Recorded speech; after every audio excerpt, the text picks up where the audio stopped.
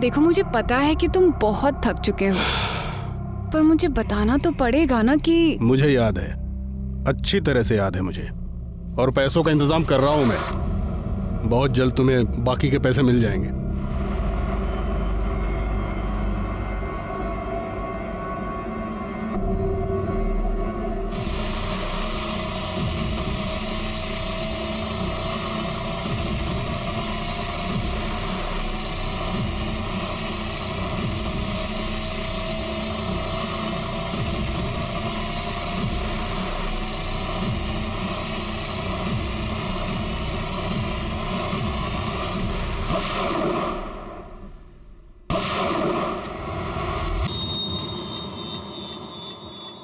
बदलते वक्त के साथ हमारी सोसाइटी काफी लिबरल हो गई है और कुछ ऐसी बातें जो कुछ साल पहले बुरी मानी जाती थी वो अब अच्छी और एक्सेप्टेबल बन गई हैं, जो कि बहुत अच्छी बात है। लेकिन इस अच्छाई के साथ हमारे समाज के सामने कुछ प्रॉब्लम्स, कुछ बुराइयां भी खड़ी हो गई हैं। नमस्कार, मैं senior inspector Rajesh Yadav, crime petrol Dastak के आज के इस भाग में आप सबका स्वागत करता हूँ।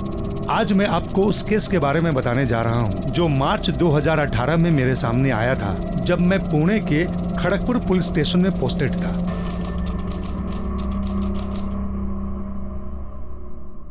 सिर्फ ध्रुव को ही नहीं, पूरे क्लास को पता चल गया कि मैडम ध्रुव को पसंद करने लगी है।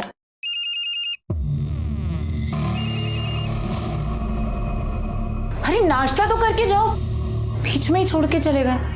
हेलो, तुम्हें समझ में नहीं आता? एक बार तुम्हें मना किया था ना मैंने कि फोन मत करना। तो मेरा फोन क्यों नहीं उठा रहे थे? अरे बिजी था इसलिए नहीं उठाया फोन तुम्हारा मैंने। मकान मालिक जब भी मुझे मिलता है हमेशा यही पूछता है, आपके पति आपके साथ नहीं रहते क्या? अब तुम ही बोलो कि उन्हें क्या बोलूं मैं? अरे वो कौन होता है ये सब पूछने वाला? उसका क्या लेना देना इन सब बातों से? देखो फालतू में गुस्सा मत करो, तुम घर आ जाओ, उनका मुंह खुद ब खुद बंद हो जाएगा। और देखो अगर मैं मुश्किल में पड़ी ना तो फिर तुम्हें भी मुश्किल में डालूं। तुम धमकी दे रही हो मुझे? धमकी नहीं दे रही हूँ, बस बता रही हूँ, अगर मुझे ये घर छोड़ना पड़ा ना तो फिर मुझे तुम्हारे घर पे आके तुम्हारी बीवी के साथ रहना पड़ेगा। बकवास बंद करो, आज आ रहा हूँ मैं। पर बस याद रखना तुम्हें पैसे लेकर आने हैं। उसी के इंतजाम में लगा हूँ। Okay bye.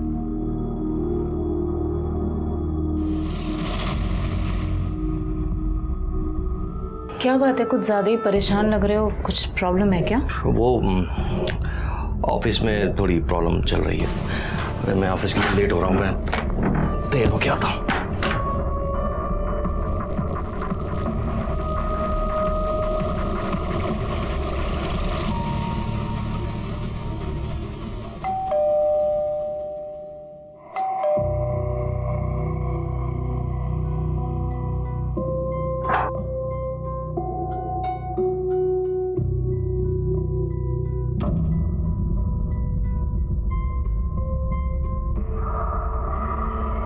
आओ आओ।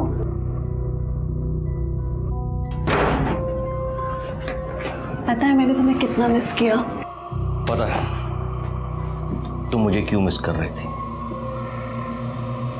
इसके लिए ना, लो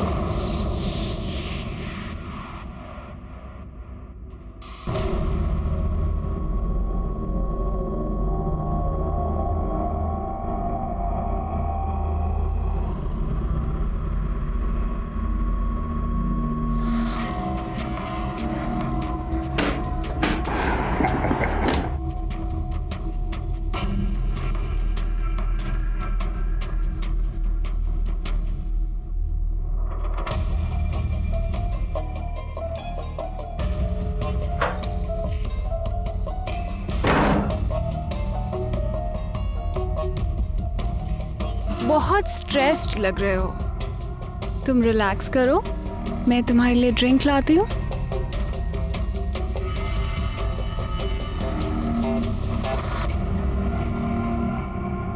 देखो मुझे पता है कि तुम बहुत थक चुके हो, पर मुझे बताना तो पड़ेगा ना कि। मुझे याद है, अच्छी तरह से याद है मुझे, और पैसों का इंतजाम कर रहा हूं मैं। बहुत जल्द तुम्हें बाकी के पैसे मिल जाएंगे।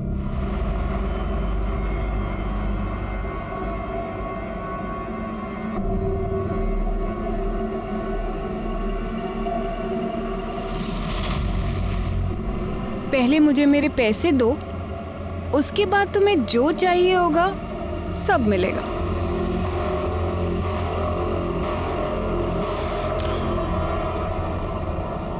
बड़ों का भी यही प्रॉब्लम है। मुझे ना रोज 2-2 सब्जियां बनानी पड़ती हैं। किसी को ये नहीं पसंद है, किसी को वो नहीं पसंद है। देखो कितनी सब्जियां लेके आई हूं। कुछ भी। बस बस बस भैया बस। ममता देख, कुसुम आंटी आई हैं। आंटी चल चल चल चल चल चल चल। आंटी आप कैसे हो? ये हमारे दूर की चाची हैं, इंदौर से आई हैं। अच्छा। मैं अभी मिल के आती हूँ। नमस्ते, कैसी हैं आप? ठीक। आज अचानक यहाँ पर कैसे आना हुआ? इन दोनों की बहुत याद आ रही थी और इन दोनों को तो आती नहीं है। ऐसे देखने जाए तो किसी को नहीं आती। कोई फोन करके पूछता भी नहीं है मुझे कि जिंदा हूँ कि मर गई। नहीं, चलिए ना ऊपर चल के बात करते हैं। हाँ हाँ चलिए चलिए। चलो आंटी। चलो आ जाओ। अरे तुम क्यों चिंता करती हो? मैं हूं ना। मैंने तुम्हें आज तक किसी बात के लिए मना किया क्या? मैं सब कर दूंगा। तो बात यहाँ तक पहुँच चुकी है। रहे मेरे घर में रहे और गुलामी उसकी कर रहे हो। तुम गलत समझ रही हो सोनल। वो बात नहीं है। अच्छा, तो क्या बात है? चल क्या रहा है? मुझसे तो कभी इतने प्यार से बात नहीं की जितनी उस कमीनी से कर रहे थे। क्या बकवास कर रही हो तुम? और किसी के भी सामने शुरू हो जाती हो तुम। एक मिनट, किसी के भी सामने मतलब? ये तो घर की है ना। और जब तुम्हें मेरी चिंता नहीं है तो फिर इनकी चिंता क्यों कर रहे हो? चले क्यों गए? यही बात करो ना। बेशर्मी की हद तो वैसे ही पार कर चुके हो। सबके सामने बात कर लोगे तो क्या चला जाएगा? दीदी शांत हो जाइए। आप लोग बैठिए, मैं चाय बना कर लाती हूँ। नहीं नहीं, तुम सब लोग बैठो। चाय तो मैं बनाकर लाती हूँ, क्योंकि इसने शादी मुझसे इसीलिए तो की है कि घर में एक नौकरानी चाहिए। दीदी वाह, क्या हालत बना के रखी है। कुछ कहो कुछ पूछो तो काटने को आता है। सब ठीक है या वैसे ही? आप उधर चलो, मैं सब बताती हूँ। हुकुम सेठ, बस एक आखिरी बार पैसे दे दो। तुम्हें पैसे देने से अच्छा है मैं अपने ड्राइवर को पैसे दे दूं। कम से कम वापस तो मिल जाएंगे वहां से मुझे पैसे। माफ करना नहीं हो पाएगा।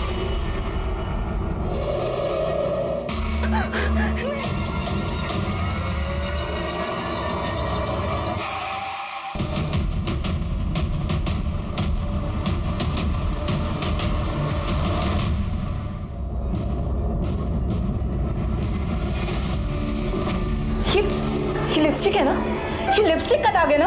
लिपस्टिक है ना ये रवि? लिपस्टिक? जीजू आज तो हद ही हो गई। अबे छोड़ो तुम लोग। नींद आ रही है मुझे, तंग मत करो। अच्छा, तो बात यहाँ तक आ गई है।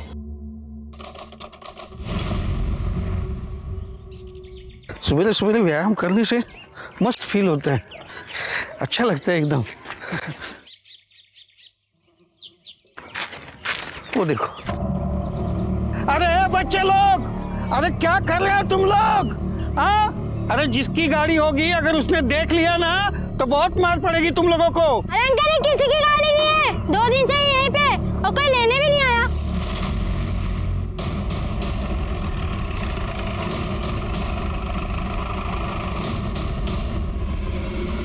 साहब, बच्चे लोग बोल रहे थे कि गाड़ी 2 दिन से इधर ही पड़ी हुई है। मुझे तभी डाउट हुआ कि कोई इतनी महंगी गाड़ी ऐसे कैसे छोड़ के जा सकता है सड़क पर, वो भी खुली हुई। इसलिए मैंने तुरंत आपको फोन कर दिया। भाग, गाड़ी जमा दे, चेक करा कई पेपर्स वगैरह का है का? ओके सर, कर दे। मैडम, आजू बाजू चेक करा कहीं बैठता है का? साहब, कार में बम तो लगा के नहीं गया ना?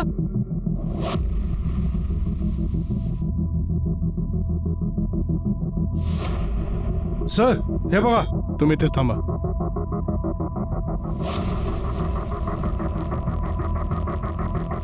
ये देखिए सर, देसी रिवॉल्वर के बुलेट्स। इसका कनेक्शन इस गाड़ी के साथ है या फिर यहाँ पे कुछ और भी वारदात हुई है? फिलहाल इसे बैलिस्टिक के लिए भेज दो। सर, गाड़ी पूरी खाली है, कोई पेपर या डॉक्यूमेंट्स नहीं मिला।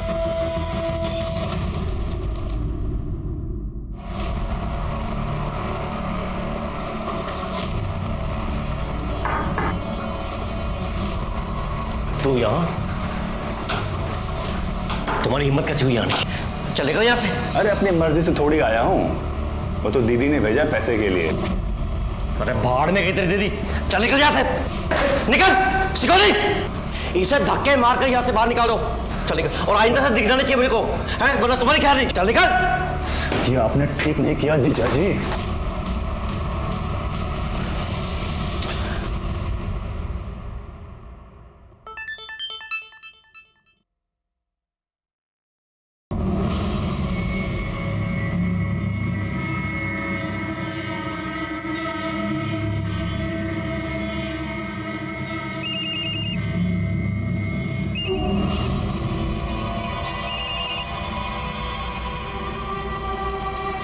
ये वीडियो क्यों भेजा तुमने मुझे? ताकि तुम्हें याद दिला सकूं कि तुम्हें मुझे पैसे देने हैं। मुझे ब्लैकमेल करना बंद करो, वरना अच्छा नहीं होगा। सॉरी, पर मैं भी तो वही कर रही हूँ ना जो तुमने किया। मेरे भाई को पैसे देने के बजाय उसे सबके सामने बेइज्जत कर दिया, उसे उठाकर बाहर निकाल दिया। तुम्हें पता है वो कितना रो रहा है? अब उस वजह से ना मुझे भी बहुत दुख हो रहा है। सोच रही हूँ कि ये वीडियो ना तुम्हारी बीवी को भेज दो, तो फिर सब ठीक हो जाएगा, है ना? नहीं, देखो ऐसा मत करना, ऐसा कभी मत करना। मैं आता हूँ तुम्हारे पास, मैं आके बात करता हूँ, ठीक है? मैं अभी आ रहा हूँ।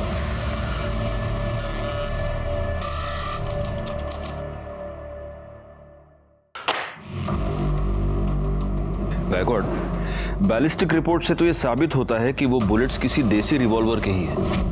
लेकिन सर अब तक ये साबित नहीं हो पाया है कि उन शेल्स का उस गाड़ी के साथ कोई कनेक्शन है या नहीं। ये भी हो सकता है उन शेल्स का गाड़ी के साथ कोई कनेक्शन हो ही ना। नहीं, कनेक्शन तो है, वरना इतनी अच्छी खासी चालू कंडीशन की गाड़ी कोई ऐसी सुनसान जगह पर छोड़कर क्यों जाएगा? आरटीओ से उस गाड़ी के डिटेल्स मंगवाए सर, जल्दी आ जाएंगे।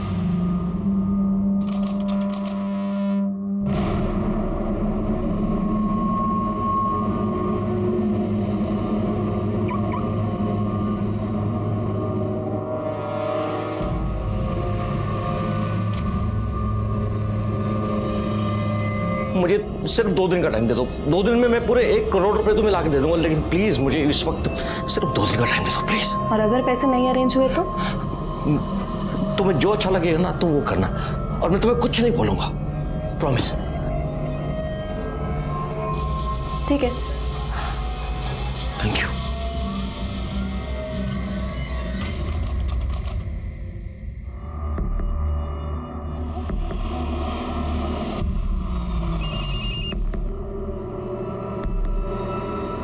कहाँ हो तुम? 6 बज चुके और तुम अभी तक नहीं आए। हाँ, तुम्हारे घर के बाहर ही हूँ, बस 2 मिनट में आ रहा हूँ। ठीक है, जल्दी आओ।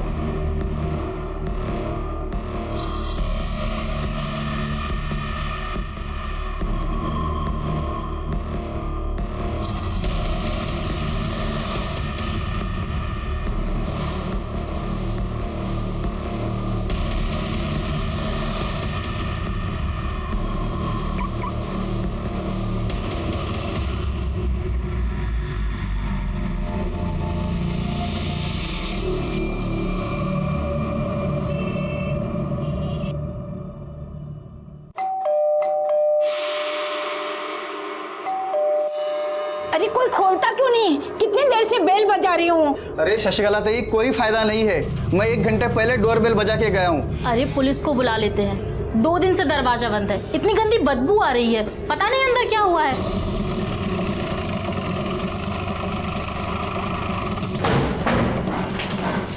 नमस्कार साहब। सर मैं शर्मा, मैंने ही आपको फ़ोन किया था। क्या हुआ? सर ये फ्लैट नंबर 2 है, ये पिछले 2 दिन से बंद है साहब।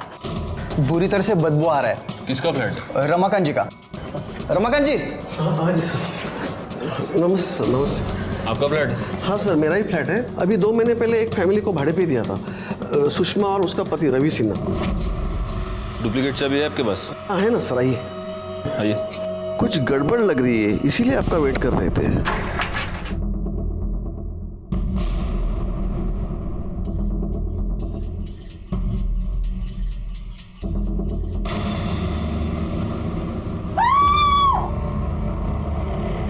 करड़े, इन सबको बाहर निकालो। गायकवाड़, पूरे घर की तलाशी लो, देखो कुछ मिलता है क्या। सर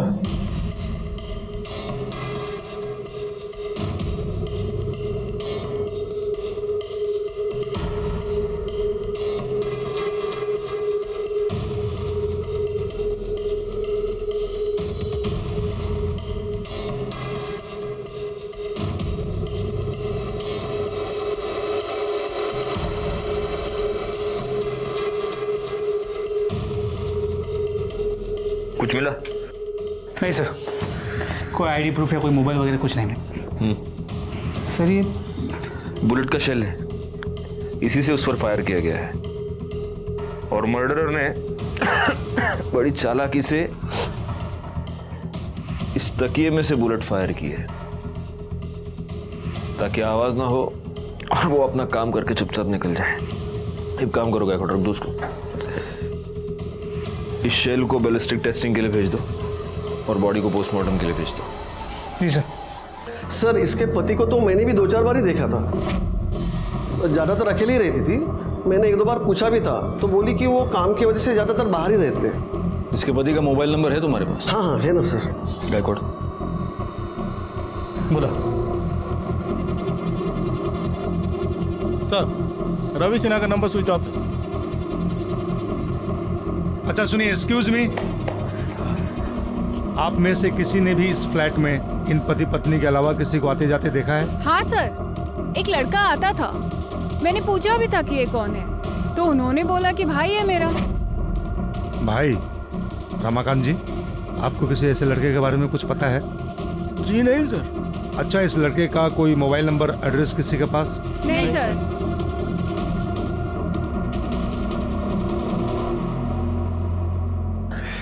गायकवाड़, इस रमाकांत से रेंट एग्रीमेंट की कॉपी ले लो और ये जो सीसीटीवी कैमरा है उसका फुटेज निकलवाओ, शायद उसमें कुछ मिल जाए।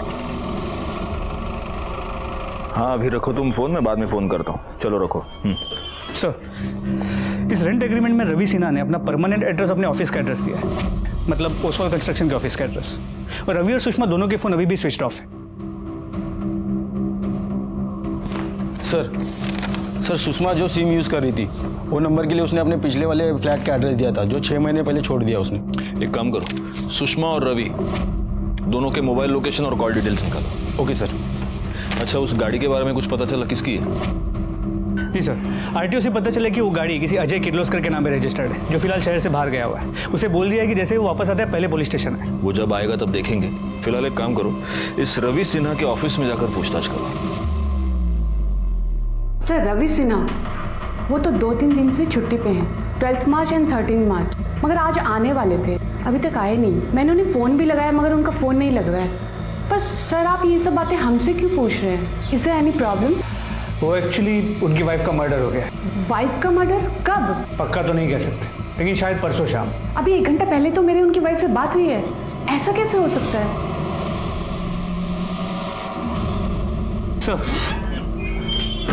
सर एक कंफ्यूजन है। रवि सिन्हा के ऑफिस के एचआर से पता चला है कि उसकी एक्चुअल वाइफ का नाम तो सोनल सिन्हा है और वो भक्ति पार्क में रहती है अपनी दोनों बहनों के साथ। तो फिर ये सुषमा सिन्हा कौन है? सर मोबाइल फोन के लोकेशन के मुताबिक रवि सिन्हा का फोन 13 मार्च को शाम को 7 बजे शिवाजी नगर के भक्ति पार्क के आसपास बंद हुआ है। और सर सुषमा का फोन रात को 10:30 बजे उसके घर से भक्ति पार्क तक ट्रैवल करता दिख रहा है और उसका फोन रात को 11 बजे वही आसपास बंद हुआ है। अब इसकी जड़ तक पहुंचने के लिए हमें भक्ति पार्क ही जाना होगा, क्योंकि वहीं पर जाकर दोनों के फोन स्विच ऑफ हुए हैं और भक्ति पार्क में ही इसकी सो कॉल्ड ऑफिशियल वाइफ भी रहती है। चलो। क्या वहां भी नहीं पहुंचे? प्लीज आपको कुछ भी पता लगता है तो जल्दी बताइए।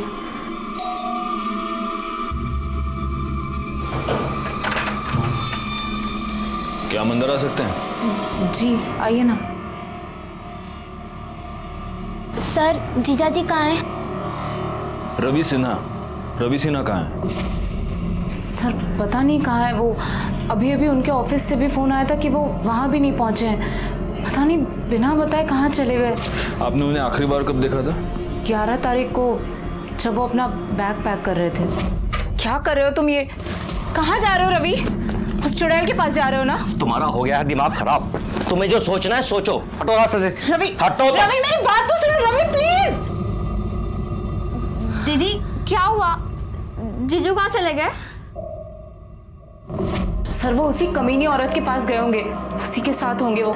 उसकी वजह से ही ना उन्होंने मुझे छोड़ दिया। आप गलत सोच रही हैं। आप जिस औरत की बात कर रही हैं सुषमा, उसका मर्डर हो चुका है और आपके पति गायब हैं। क्या? ये क्या बोल रहे हैं आप? आप अपने और आपके पति के बारे में कुछ बता सकती हैं? सर हम दोनों मैट्रिमोनी साइट से मिले थे। कुछ 4 साल पहले हमारी शादी हुई थी। फादर नहीं थे मेरे और शादी के बाद मम्मी की भी डेथ हो गई थी। फिर रवि ने डिसाइड किया कि ये दोनों भी हमारे साथ ही रहेंगी। सर जीजू बहुत अच्छे हैं। उन्होंने हमेशा हमारा ध्यान अपनी बेटियों की तरह रखा, कभी फील नहीं होने दिया कि हमारे माँ बाप नहीं है। सर प्लीज़ सर, जीजू को दूर दीजिए सर, प्लीज़ प्लीज़ सर। आपको यकीन है कि 11 तारीख के बाद आपके पति आपको मिले ही नहीं? नहीं सर। आप सच बोल रही हैं? क्योंकि 13 तारीख की शाम को आपके पति का फोन स्विच ऑफ होने से पहले आपके घर के पास ही दिखा है। लेकिन सर वो जब से यहाँ से गए घर कभी वापस आए नहीं, और हमें तो पता भी नहीं है कि वो घर के आसपास भी आए होंगे। तो अगर आपके पति आपसे कांटेक्ट करते हैं या उनके बारे में आपको कुछ भी पता चलता है, आप सबसे पहले हमें फोन करेंगे। जी सर। चलो बैठो। ये लॉबी का कैमरा चल रहा है?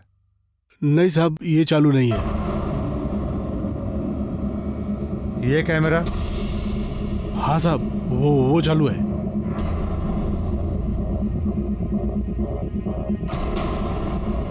बैकवर्ड, मुझे इस कैमरे के 11 से 13 मार्च के बीच की सारी फुटेज चाहिए, और वो सोनल और उसकी दोनों बहनें ममता और कामना, उनके मोबाइल लोकेशन और कॉल डिटेल्स वो भी निकलवाओ। सर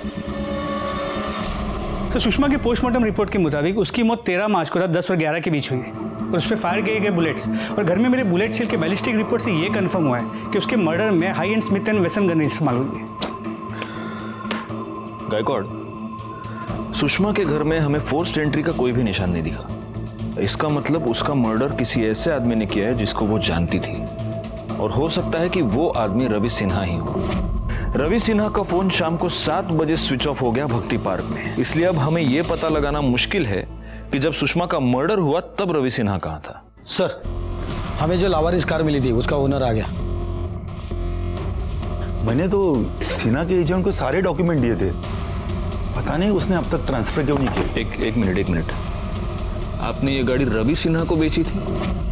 हाँ सर, कोई प्रॉब्लम है क्या?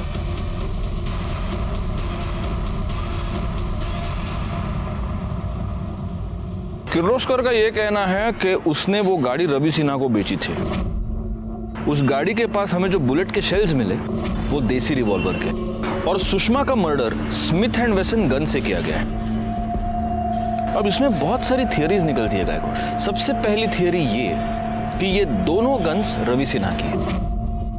दूसरी थियरी ये कि Smith and Wesson gun Ravi Sinha की है जिससे उसने सुषमा का मर्डर कर दिया, और किसी और ने गाड़ी के पास रवि पर देसी रिवॉल्वर से हमला कर दिया। और तीसरी थियरी ये कि देसी रिवॉल्वर रवि का है और किसी और ने सुषमा पर स्मिथ एंड वेसन गन से हमला कर दिया। सर एक पॉसिबिलिटी तो ये भी है कि उस देसी रिवॉल्वर की बुलेट्स का रवि सिन्हा और सुषमा के मर्डर्स के साथ कोई रिलेशन ही ना हो। सर, सुषमा और रवि सिन्हा के घर के आसपास के सीसीटीवी फुटेज आ गए। पॉज करो। गायकवाड़, इस फुटेज से ये तो पता चल रहा है कि ये जो व्हाइट कलर की गाड़ी ये रवि की है, और ये भी कि शायद सोनल सच ही बोल रही है। वाकई में 11 तारीख को शाम को रवि निकल गया है घर से। कुर्सी रखो। ये देखिए सर, 13 मार्च का फुटेज शाम को 7:30 बजे ऐसे ही गाड़ी अंदर आते हुए दिख रही है। एक मिनट पॉज करो, जूम करो। सर ये तो रवि की गाड़ी, नंबर देखिए। मतलब यहाँ पर भी सोनल सच ही बोल रही है। रवि शाम को 7:30 बजे अपने बिल्डिंग में वापस आया है, लेकिन वो अपने पार्किंग तक भी नहीं गया, यहीं से यूटर्न लेके वो वापस चला गया। करड़े काम करा, विक्रांत नगर का फुटेज निकलवा। सर ये देखिए सर, सुषमा की बिल्डिंग का 6 बजे का फुटेज। ये रवि सिन्हा की गाड़ी आई। ये एक मिनट गायकवाड़, पॉज करो, पीछे लो। हाँ यार पॉज करो, जूम करो। ये देखो इसके ये पीछे क्या है? सर ये तो गन लग रही है। इसका मतलब ये शाम को 6 बजे ही गन लेकर सुषमा के घर गया था, लेकिन पीएम रिपोर्ट के मुताबिक तो सुषमा का मर्डर रात को 10 से 11 के बीच हुआ है। ओह, तो ये शाम को 6 बजे गन लेकर सुषमा के घर गया, लेकिन तब ये सुषमा का मर्डर कर नहीं पाया। फिर ये वापस भक्ति पार्क अपने घर गया, फिर ये भक्ति पार्क से निकला और रात को ये सुषमा का मर्डर करने के लिए वापस गए। एक काम करो, रात को 10 बजे का फुटेज चेक करो।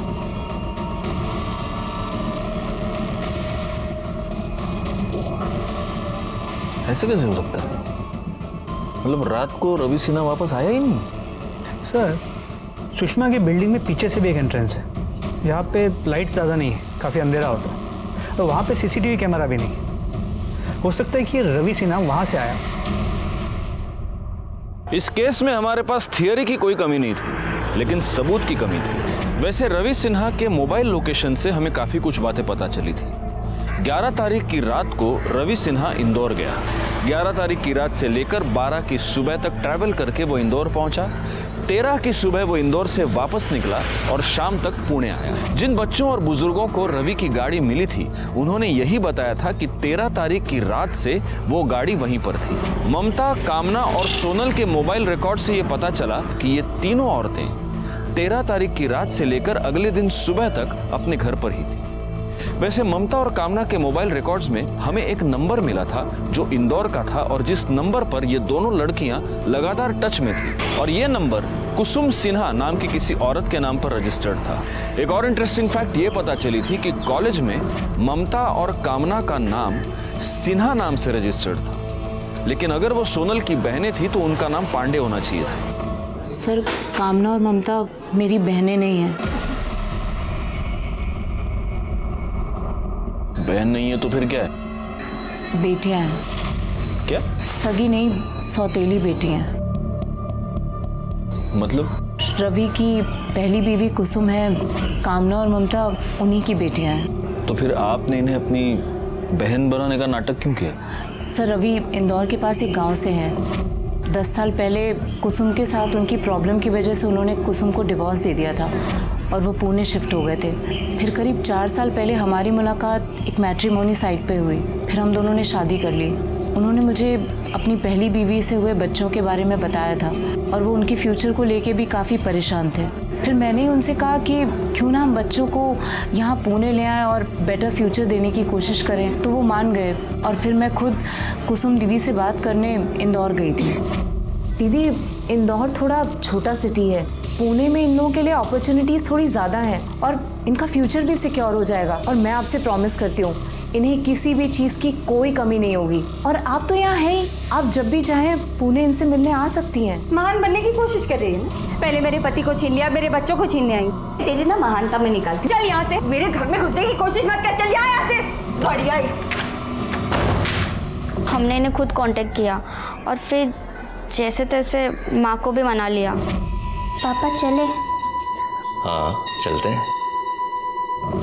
तब से ये दोनों यहाँ रहने लगी और रवि तो आज भी कुसुम दीदी को उनका खर्चा देते हैं। नहीं, लेकिन अभी भी मेरे एक बात समझ में नहीं आ रही कि रवि अपनी ही बेटियों को अपनी सालिया बनाकर यहाँ पर क्यों रख रहा था? सर, उन्हें लगता था कि अगर वो इन्हें अपनी बेटियां बताएंगे तो उनके करियर में प्रॉब्लम हो सकती है। उनके ऑफिस में कोई नहीं जानता था कि उनकी पहले भी एक शादी हो चुकी है और उससे उन्हें बच्चे हैं। खैर, 11 तारीख के बाद रवि ने आपसे कांटेक्ट करने की कोई कोशिश की? उसकी कोई खबर?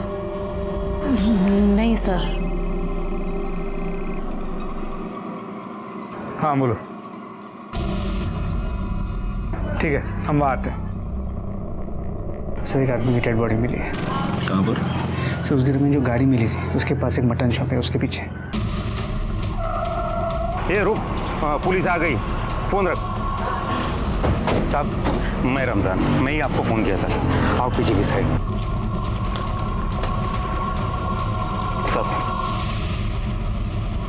साहब, बकरे का जो खराब मांस निकलता है, जो खराब चर्बी निकलती है, वो हम इधर पीछे के साइड में फेंक देते हैं और 1-2 दिन में साफ भी कर देते हैं। अपना लड़का सुबह आके साफ करने लगा तो उसने मेरे को ये सब चीज़ बताया, तो मैंने फटाफट आपको फ़ोन किए।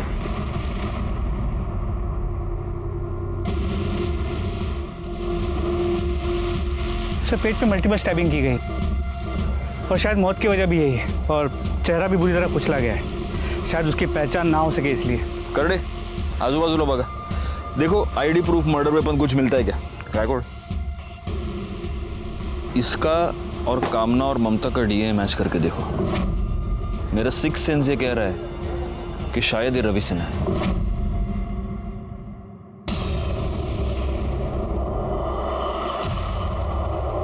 सर आपका सिक्स सेंस सही निकला। उस बॉडी का डीएनए कामना और ममता के डीएनए के साथ मैच करता है। मतलब अब ये कंफर्म है कि वो बॉडी रवि सिन्हा की ही है। यस। अब गायकवाड़ जिसने भी ये मर्डर किया है वो बहुत ही शातिर है। उसने रवि सिन्हा को स्टैब करने के बाद उसका चेहरा पूरी तरह से बिगाड़ दिया और उसकी बॉडी जानबूझकर बूचड़ खाने के पीछे फेंक दी, ताकि बॉडी की स्मेल उस बूचड़ खाने के पीछे पड़े मांस के स्मेल से मिक्स हो जाए और मर्डरर साफ बच जाए। खैर, सबसे पहले तो एक काम करो, रवि सिन्हा की फैमिली को इन्फॉर्म करो और उसकी वो पहली बीवी कुसुम, उसको भी। रवि का मर्डर कौन कर सकता है? आपको किसी पर शक? आपकी उससे आखिरी बार बात कब हुई थी? 2 हफ्ते पहले इंदौर आया था घर पे। उस आदमी ने मुझे कहीं का नहीं छोड़ा, जाते जाते मुझे बर्बाद करके चला गया। मतलब? 12 तारीख को घर पर आया था, मुझे बोला कि अरे नहीं, मैं झूठ नहीं बोल रहा हूँ। मैं खुद बच्चों के लिए इतना कुछ कर रहा हूँ ताकि उनका फ्यूचर बन सके, वो अपने पैरों पे खड़े हो सके। मैंने अपना सब कुछ गिरवी तक रख दिया और तुम होके एक साइन नहीं कर सकती हो। मैं बच्चों के लिए ना कुछ भी कर सकती, लेकिन मुझे तुम पर भरोसा नहीं है। अब क्या दिख रहे हो? दो, कहाँ साइन करना है? यहाँ साइन करो। ये लो। कहाँ करना है?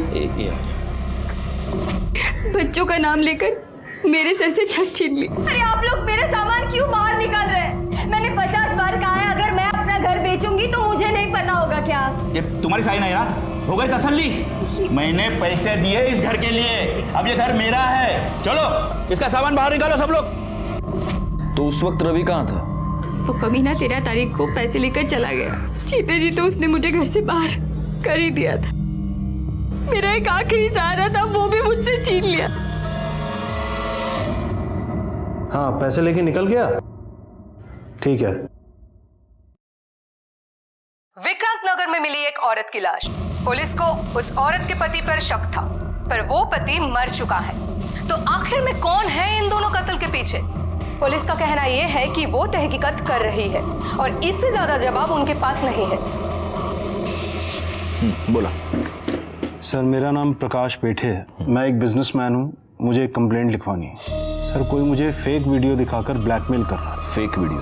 सर, कुछ महीने पहले मैं एक आशा नाम की लड़की से मिला। वो मुझे बहुत अच्छी लगी, हम दोनों का अफेयर हो गया। फिर एक दिन जब उससे मिलने मैं उसके घर गया तो मैंने देखा किसी ने उसे चाकू मारा हुआ है। सर, जब मैं वहाँ पहुँचा तो वो जिंदा थी, तो मैंने सोचा मैं उसे बचा लूंगा, इसलिए मैंने उसके पेट से चाकू निकाला और वो तभी मर गई। और इसका किसी ने वीडियो बनाया? उसके भाई श्रीकांत ने। उसने मुझे कहा कि मैंने उसकी बहन का खून कर दिया।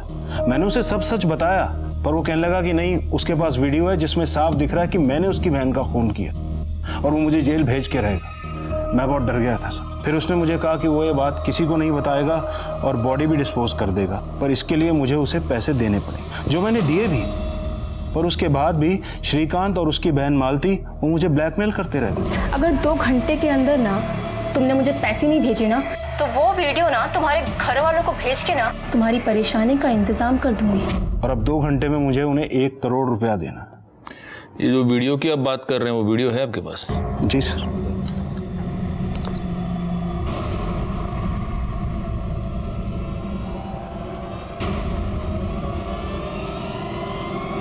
एक मिनट, इस वीडियो में ये जो लड़की दिख रही है, ये क्या नाम बताया ना? आशा?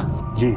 नहीं, आशा नहीं, ये तो सुषमा है और इसका मर्डर 13 तारीख को हुआ है। एग्जैक्टली सर, मैं भी यही कह रहा हूँ। एक लड़की 2 बार कैसे मर सकती? गायकवाड़,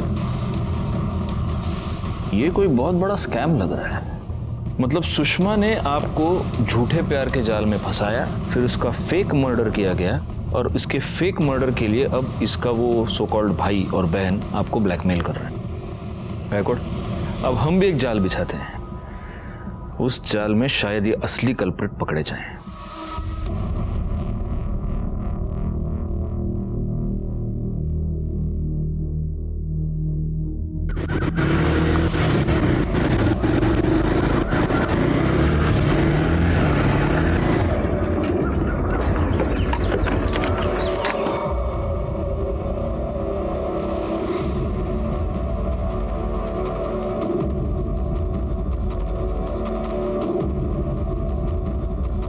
पैसे लायो? लाया हूँ।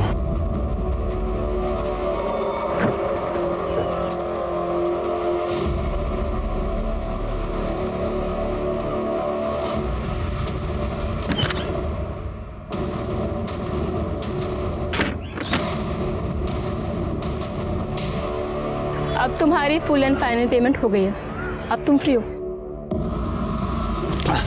सर ये मालती और सुषमा दोनों सगी बहन थी सर। जैसे सुषमा ने प्रकाश को अपने जाल में फंसाया था, वैसे ये मालती ने पैसों के लिए रवि को अपने जाल में फंसा लिया था सर। पाटिल मैडम, कन्या भी सच बोलना चाहती है, उसकी भी मदद करो, उसको भी मिर्ची खिलाओ। नहीं, मैं बता रही हूँ, सुषमा ने प्रकाश के सामने मरने का नाटक किया था। वैसे मैंने भी रवि के सामने मरने का नाटक किया और सुरेन ने उसका वीडियो बनाया था। सुरेन ने रवि को भी लाश को ठिकाने लगाने के बदले में पैसे मांगे थे। पहले तो रवि बहुत रोया, बहुत गिड़गिड़ाया, लेकिन जब सुषमा ने उसे धमकी दी कि अगर उसने पैसे नहीं दिए तो वो वीडियो उसकी वाइफ को भेज देगी, तब वो मान गया। तो सुषमा और रवि की वाकई में शादी हुई थी? नहीं सर, वो लोग झूठ बोलकर विक्रांत नगर में रहते थे। अरे तोरे, तू सच में इनका भाई है क्या? नहीं सर, मैं इनका कोई भाई नहीं था, इनसे हमारा कोई रिश्ता ही नहीं था सर। इन लोगों ने हमको पैसों के लिए हार किया था। तो जिस दिन सुषमा की मौत हुई तो उसके साथ था? हाँ सर, साथ में था सर, लेकिन 9:45 तक मैं वहां से निकल गया था। तो ये भी तो हो सकता है कि जो पैसे रवि ने सुषमा को दिए थे वो पैसे तूने लिए, तूने सुषमा का मर्डर किया और फिर तू वहां से गया। अरे सर, मैं सच कह रहा हूँ सर, मैंने किसी का खून नहीं किया है सर। हाँ सर, ये सही बोल रहा है, इसने नहीं मारा उसे। उस दिन 10 बजे के तकरीबन रवि का दिया हुआ 1 करोड़ रुपए लेके वे मेरे पास आया था। सुषमा की मौत की वजह से हम लोग फंस सकते थे, इसलिए हमने सोचा कि हम लोग प्रकाश से 1 करोड़ रुपया और निकलवाएंगे और हमेशा के लिए पुणे छोड़ देंगे। हाँ सर, ऐसा ही प्लान किया था हम लोगों ने।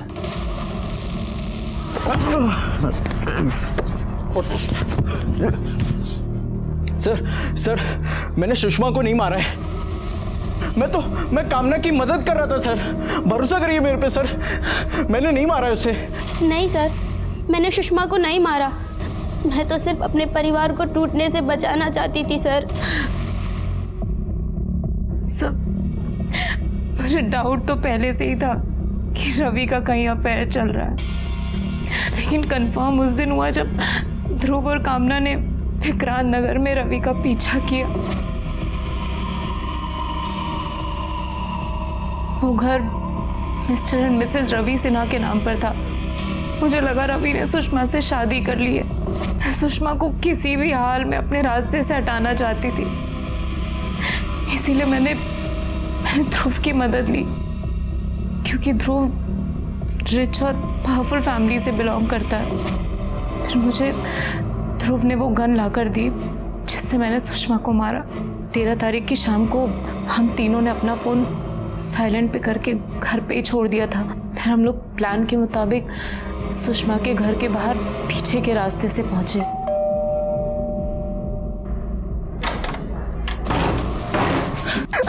कौन आप लोग? क्या चाहिए? मेरा पति। सुषमा को मारने के बाद मैंने उसका फोन उठाया और अपनी बिल्डिंग के पास लाकर डिस्ट्रॉय कर दिया। मैंने इस शादी को बचाने के लिए क्या कुछ नहीं किया सर, लेकिन उसने उस सुषमा से शादी करने से पहले मेरे बारे में एक बार भी नहीं सोचा। सोनल, तुम्हारी जानकारी के लिए बता देता हूं, रवि और सुषमा की शादी कभी नहीं हुई थी। सुषमा, उसका भाई और उसकी बहन मालती, तीनों ने मिलकर रवि को झूठे प्यार के जाल में फंसाया था और वो तीनों उसे ब्लैकमेल कर रहे थे। सुषमा का मर्डर केस तो सॉल्व हो गया, लेकिन रवि का मर्डर किसने किया? सोनल अपने पति का मर्डर नहीं कर सकती क्योंकि वो अपने पति को अपने पास वापस लाना चाहती थी, और इन दोनों लड़कियों का तो उनके बाप के अलावा कोई फ्यूचर ही नहीं था। समझ में नहीं आता रवि को मारने का मोटिव किसके पास था।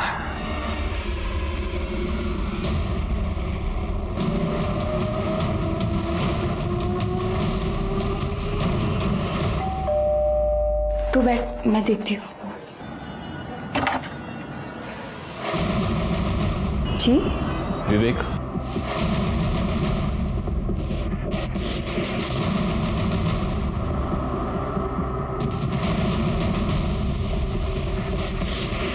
विवेक सिन्हा, महाराष्ट्र पुलिस। विवेक, सिर्फ एक सवाल तुमसे पूछना है, तुमने अपने पिता रवि सिन्हा का खून क्यों किया?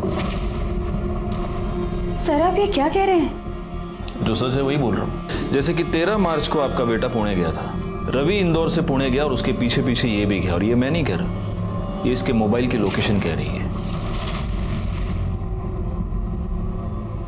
देखो, हम ये कंफर्म जानते हैं कि तुमने अपने पिता का खून किया है।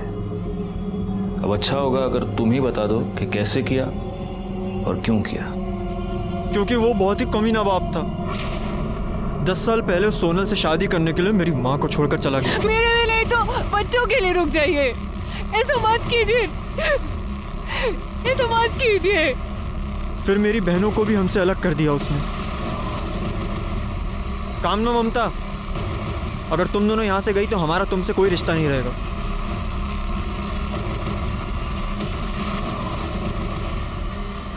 मैं सब कुछ भूल जाता, लेकिन उन्होंने मेरी माँ के साथ गलत किया और हमारा घर बेच दिया। मैंने उसी दिन तय कर लिया था कि मैं इस आदमी को जिंदा नहीं छोड़ूंगा। फिर मैं पुणे गया। हाँ, कहाँ हैं आप? मुझे आपसे मिलना है, कुछ ज़रूरी बात करनी है। ठीक है, तुम 15 मिनट के बाद मुझे करवे चौक के पास मिलो। फिर उन्होंने मुझे वहाँ से पिक किया और एक सुनसान सी जगह में ले गए और अपना मोबाइल फ़ोन स्विच ऑफ कर लिया ताकि हमें कोई डिस्टर्ब ना कर सके, और अपना वही दुखड़ा सुनाने लगे। बेटा, मैं एक औरत के चक्कर में बुरी तरह से फंस गया हूँ, बहुत बुरी तरह से। अगर मैं उसे पैसे नहीं देता ना तो वो मुझे बर्बाद कर देती। बेटा, मैं बहुत जल्द तेरी मम्मी का घर तुझे वापस दिलवा दूंगा। मुझे उससे कोई मतलब नहीं, मुझे मेरी माँ का घर वापस चाहिए बस, वरना मैं तुझे जिंदा नहीं छोड़ूंगा। अरे बदतमीज, अपने बाप के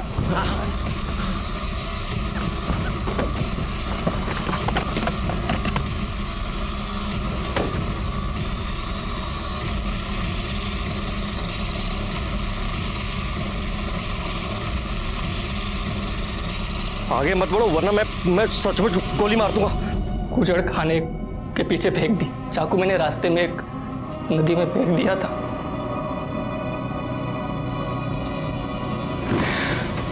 और आप ये जानती थी कि आपका बेटा पुणे क्यों जा रहा है, तो आपने उसे रोका क्यों नहीं? पहले सोचा उसे रोक लूं, फिर लगा समाज में छोड़ी हुई औरत से ज्यादा इज्जत विधवा की होती है ना, तो क्यों ना विधवा ही बनकर थोड़ी इज्जत कमा लूं। लेकिन आपने ये नहीं सोचा कि आपका ये पागलपन आपके बेटे को जिंदगी भर के लिए क्रिमिनल बना देगा।